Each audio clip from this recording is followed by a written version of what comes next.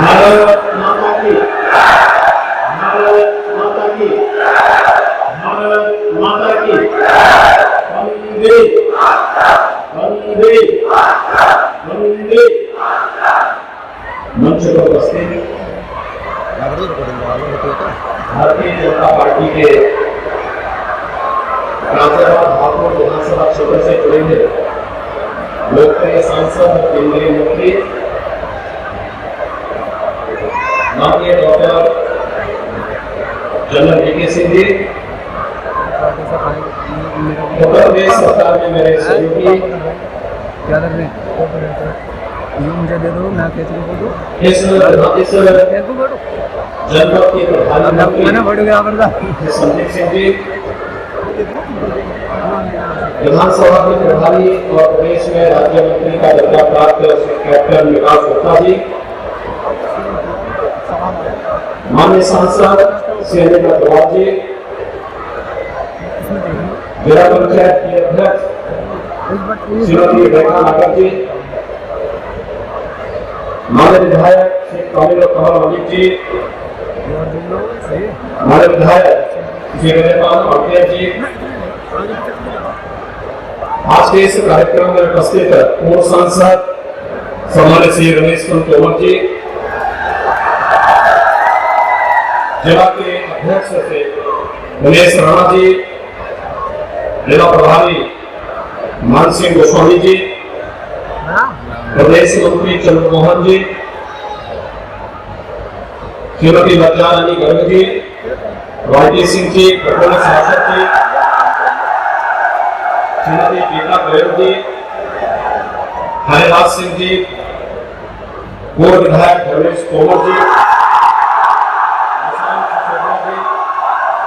श्रीमती ममता तेवतिया जी, श्रीमती कृष्णा देवी जी, पूर्व विधायक प्रशांत चौधरी जी और भारी संख्या में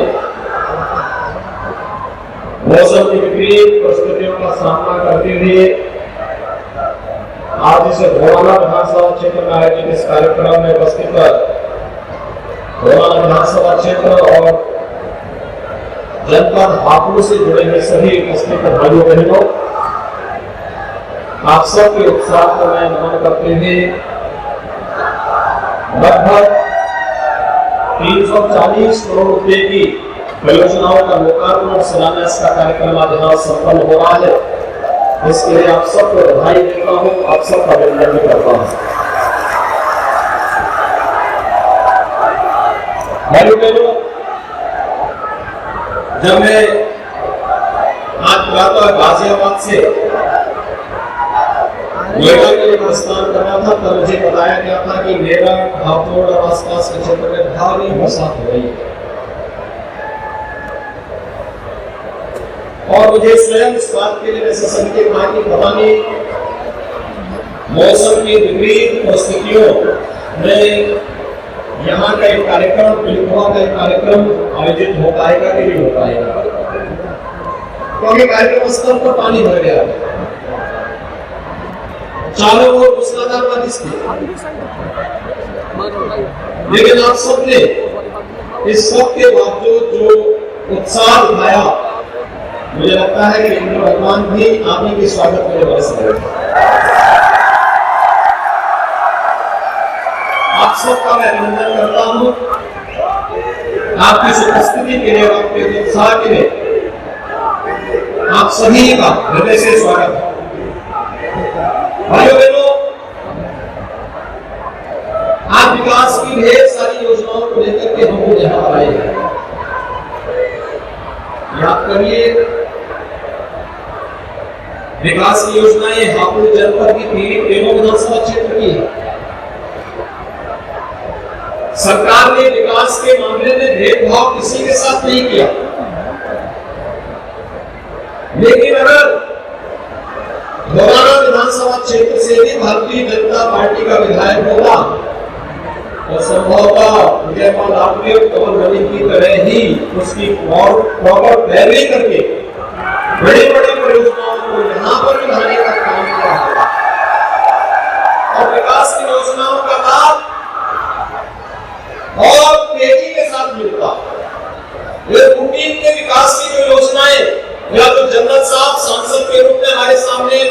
हैं, वे योजनाएं यहाँ आई है, आ रही है, उनका लाभ यहाँ के लोगों को प्राप्त भी हो रहा है। लेकिन कोई बड़े प्रोजेक्ट जो हापुड़ जनपद में लागू हुए हैं, जिनके कारण यहाँ के प्रत्येक नागरिक के जीवन में सुख और समृद्धि का एक मार्ग प्रशस्त होने वाला है, उससे कहीं न कहीं हम लोगों ने उससे कहीं न कहीं एक कमी रहने की और इसीलिए एहसास कराने के लिए आया हूँ कि भगवाना जो खामी पिछले दिनों किन्हीं कारणों से रही है, हमारा संकल्प होना चाहिए कि अब विकास, क्योंकि विकास ही हम सबके जीवन में सुख और समृद्धि लाएगा, इसका कोई विकल्प नहीं। अगर हम इस दिशा में आगे बढ़ पाएंगे तो मैं विश्वास के साथ कह सकता हूं कि जनपद की अपनी जो पहचान है, उस पहचान के साथ यहाँ का नागरिक और उस पहचान के साथ आगे बढ़ते हुए हम प्रदेश के समृद्धतम जनपदों में हापुड़ को आगे बढ़ाने में सफल हो सकते हैं। और ये आज की सबसे बड़ी आवश्यकता है। ये विकास की परियोजनाएं अलग अलग कार्यों के लिए अलग अलग क्षेत्रों से जुड़ी हुई योजनाएं हैं। इसमें स्कूल का भी है, हॉस्पिटल का भी है, जल जीवन मिशन में शुद्ध पेयजल का भी है, सब स्टेशन के निर्माण का भी है, सड़कों का भी है, अलग अलग प्रकार की योजनाओं को इसके साथ जोड़ा गया, वेलनेस सेंटर के निर्माण का भी है। यानी हर एक क्षेत्र में रोजगार की संभावना के साथ साथ हर एक नागरिक के जीवन में कैसे हम खुशहाली ला सकते हैं, कि इसका आधार बन सके। और इसी को ध्यान में रखकर के वर्तमान में प्रदेश सरकार आपके सामने आई है आप सबका आह्वान करने के लिए। भाइयों बहनों, आपने अभी हाल ही में कोरोना महामारी के खिलाफ एक बड़ी लड़ाई में शासन का योगदान दिया, साथ दिया है। कोरोना का खतरा अभी समाप्त नहीं हुआ। कोरोना के लिए जो निर्धारित प्रोटोकॉल है, जो गाइडलाइन है, जिसके बारे में प्रधानमंत्री मोदी जी पहले दिन से पूरे देश का आह्वान कर रहे हैं, उस गाइडलाइन का अक्षरशः पालन करने की स्थिति हमारे सामने होनी चाहिए, क्योंकि इस सदी की सबसे बड़ी महामारी है। और याद रखना, हमारे जनप्रतिनिधियों के सहयोग से तमाम स्वयंसेवी संगठनों के साथ मिलकर के प्रशासन ने, हेल्थ वर्कर्स और कोरोना वॉरियर्स ने जितना अच्छा कार्य प्रस्तुत करने का प्रयास हो सकता था, उस महामारी में अपने स्वयं की जान की परवाह किए बगैर एक एक नागरिक के जीवन को भी और उसकी जीविका को बचाने का जो अभिनव कार्य हुआ है, वह तमाम अन्य राज्यों के लिए और दुनिया के तमाम देशों के लिए भी एक उदाहरण बना है। और आज यूपी मॉडल के रूप में लोग इसे जान रहे हैं। ये यूपी मॉडल बदलता हुआ उत्तर प्रदेश है, नए भारत का नया उत्तर प्रदेश और नए भारत का ही नया उत्तर प्रदेश, जहां पर विकास और सुशासन के लिए जगह होगी, हर एक नागरिक को सुरक्षा की गारंटी होगी, लेकिन जीवन के साथ और निर्दोष नागरिकों की सुरक्षा के साथ खिलवाड़ करने की छूट किसी को नहीं होगी और सरकार नहीं करने ये वही पश्चिमी उत्तर प्रदेश है। 4.5 वर्ष पहले जब हम लोग इस क्षेत्र में आते थे, 2017 के विधानसभा के चुनाव में, 2014 के लोकसभा चुनाव के समय प्रचार भी जाते थे, एक ही आवाज लगती थी। किसी कार्यकर्ता के घर में जाते थे तो घर में एक ही आवाज वहां से घर के अंदर से माताओं की और बहनों की सुनाई देती थी, और आवाज होती थी कि क्या हमारी बहन बेटियां सुरक्षित हो पाएंगी। पश्चिमी उत्तर प्रदेश में इस प्रकार की स्थिति, और जब मर्जी आती थी बड़ा बड़ा दंगा हो जाता था। मुजफ्फरनगर का दंगा बहुत नहीं हुआ, क्या नहीं होता था। लेकिन आपने 4.5 वर्ष के अंदर देखा होगा, पश्चिमी उत्तर प्रदेश या पूरा उत्तर प्रदेश हमने गंगा मुक्त प्रदेश बनाने का जो संकल्प लिया था, उत्तर प्रदेश में उसे अक्षरशः पूरा किया है, सरकार ने उसे पूरा किया है। आज प्रदेश में गंगा नहीं है, भय का वातावरण नहीं है, अराजकता नहीं है, गुंडागर्दी नहीं है। और बंगालियों को तो पहले दिन से संदेश दे दिया गया था कि दंगा करोगे, अपनी कोई प्रॉपर्टी को जब्त भी कराओगे और भरते साथ खानदान बीत जाएंगे, लेकिन 7 पीढ़ियां बीतने के बाद भी वो भरपाई नहीं कर पाओगे। इसलिए दंगा करना चाहिए। मुझे 2017 में जब हम लोग कावड़ यात्रा निकालने की कार्यक्रम बना रहे थे, बड़ा लोगों में उत्साह था, लेकिन प्रशासन उसके लिए कह रहा था कि साहब ये तो नहीं होता है। हमने कहा कि देखो, ये सभी शिव भक्त हैं, ये लोग अनुशासन को मानेंगे। भक्ति में लीन व्यक्ति अनुशासनहीन नहीं हो सकता, और सच्चा ईश्वर का भक्त कभी विदंड और चिंतन में नहीं हो सकता। वो उस अनुशासन को मानेगा, और उस अनुशासन के रूप हम लोगों को व्यवस्था देनी चाहिए। मैं देखे महसूस कर रहा था, वही पिछली पार्टी नहीं, घंटा नहीं बजेंगे, संघ नहीं बजेगा, जुलूस नहीं निकलने देंगे, डीजे नहीं बजने देंगे। मैंने कहा आप इसको अलग रखिए, मैं आदेश करता हूं, ये सब बजेंगे और फिर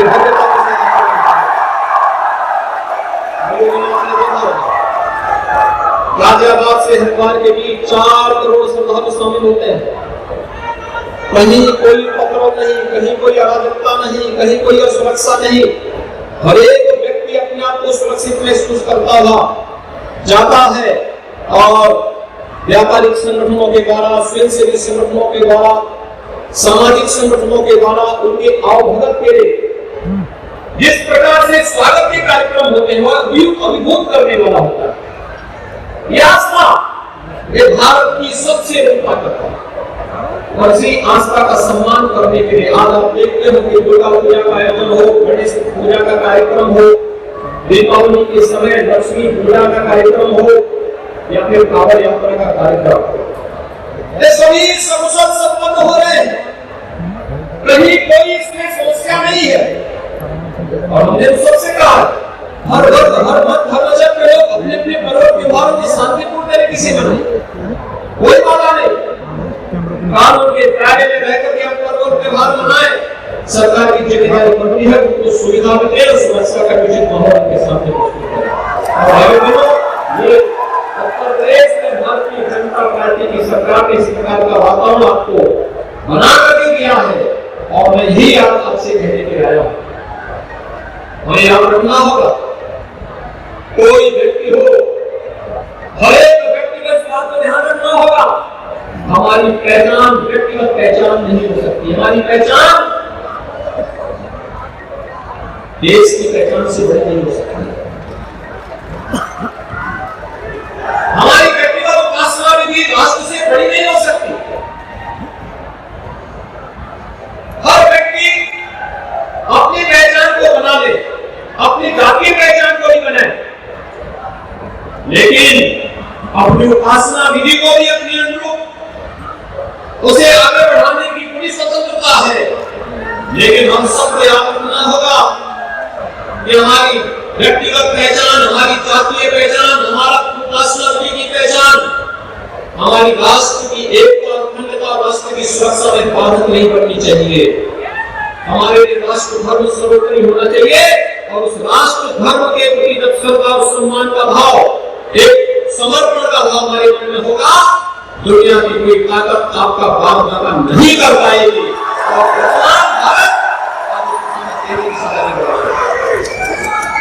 और जातिवाद की राजनीति, मत और मजहब की राजनीति, महापुरुषों को जातीय दायरे में कैद करने की राजनीति, ये बंद होनी चाहिए। महापुरुष किसी जाति का नहीं होता, महापुरुष तो पूरे समाज का होता है, पूरे राष्ट्र का होता है। उनका त्याग, उनका बलिदान देश के लिए हुआ है, धर्म के लिए हुआ है। वीडियो में भी आया। वो समाज की जो विनती है कि उनके सम्मानी सम्मान दें, उन्हें आगे बढ़ाएं। देश की आजादी का अमृत महोत्सव वर्ष है।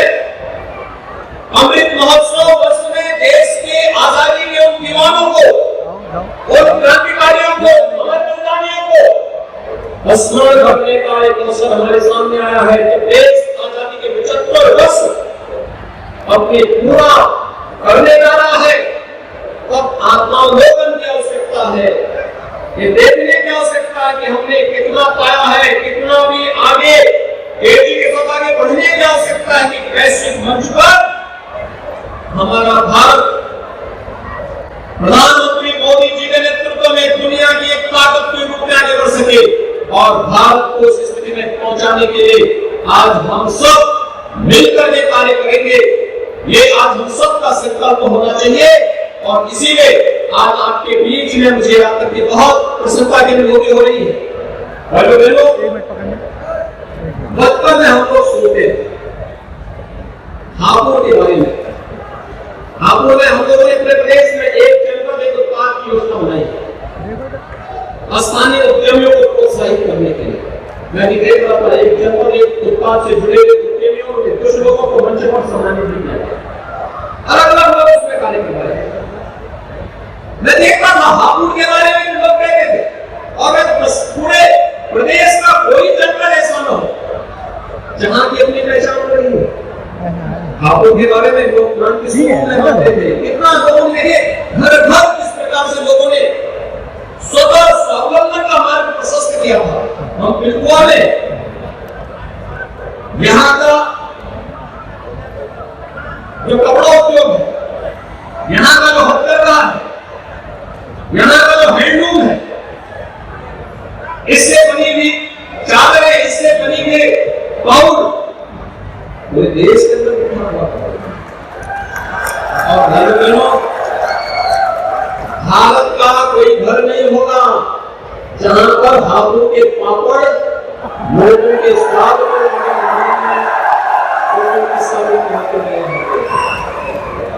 याद करिए। स्थानीय स्तर पर ये सभी काम हमारी माताएं सब करती थी। मैं इस कार्यक्रम को आगे बढ़ाती थी। एक एक परिवार स्वयं स्वावलंबन के साथ आगे बढ़ते थे। प्रत्येक व्यक्ति को आत्मनिर्भरता की ओर अग्रसर करता था। और हम लोग इसी दिशा में आगे बढ़ रहे हैं।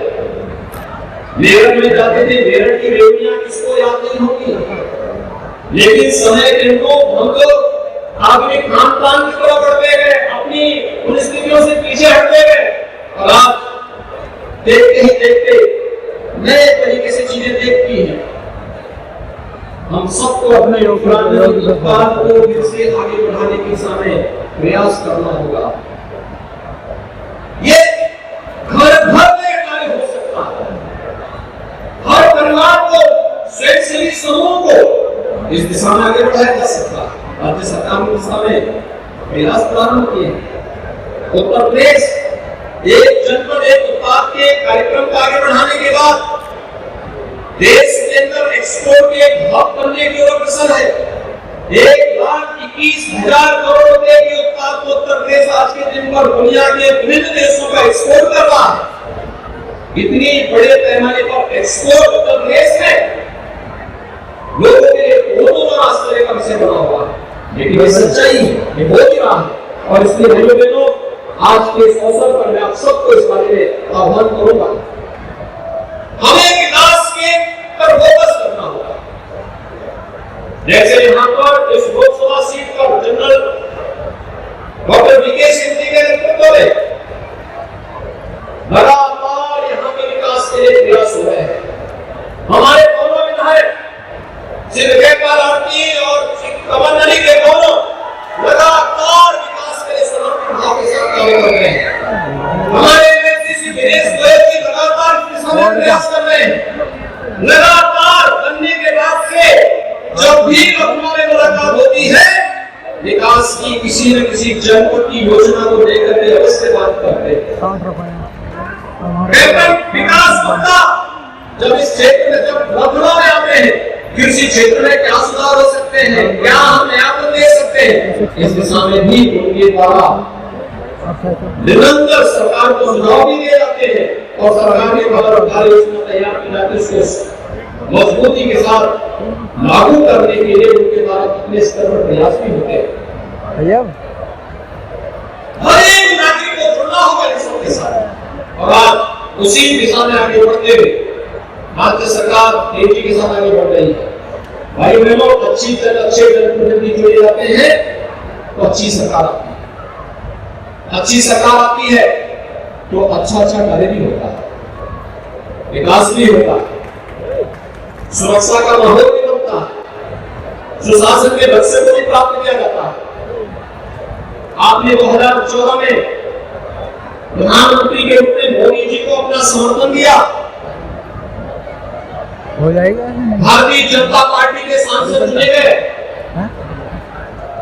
जनरल विवेक सिंह जी, फिर राजेंद्र अग्रवाल जी, ये सभी लोग सांसद के रूप में चुने गए, डॉक्टर महेश शर्मा जी, ये सभी लोग चुने गए।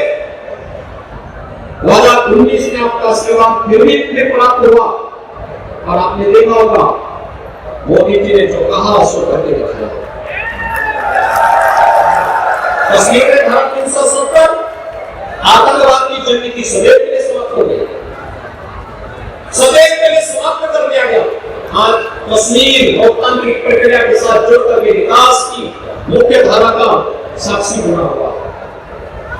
इसी प्रकार से आपने देखा होगा 500 वर्षों से अयोध्या में श्री राम जन्मभूमि पर भव्य मंदिर के निर्माण का भारत प्रशस्त हो, इसलिए सरकारें लटकाने का काम करती थी, भटकाने का काम करती थी, बढ़ाने का काम करती थी।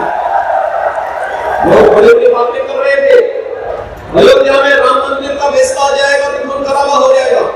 हमने कभी कुछ नहीं होने वाला नहीं, फैसला आएगा अयोध्या में भगवान राम का भव्य मंदिर का निर्माण हुआ और मुझे बताते हुए प्रसन्नता है भाइयों बहनों, अयोध्या में भगवान राम का भव्य मंदिर, दुनिया का सबसे भव्य मंदिर और सबसे विशाल मंदिर का निर्माण अयोध्या में रामलला की जन्मस्थली पर हो रहा है।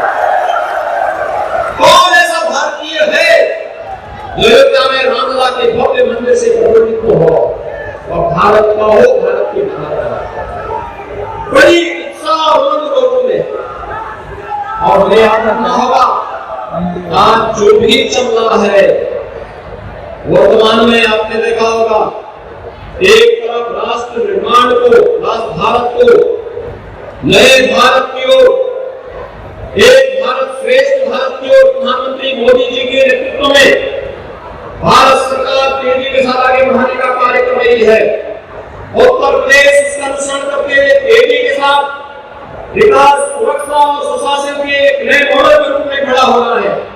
लेकिन फिर भी कुछ तत्व है जिनको भारत का विकास अच्छा नहीं लगता, वे कहीं ना कहीं इन सब कार्यों में बाधक बनने का प्रयास कर रहे हैं, कहीं ना कहीं प्रयास कर रहे हैं।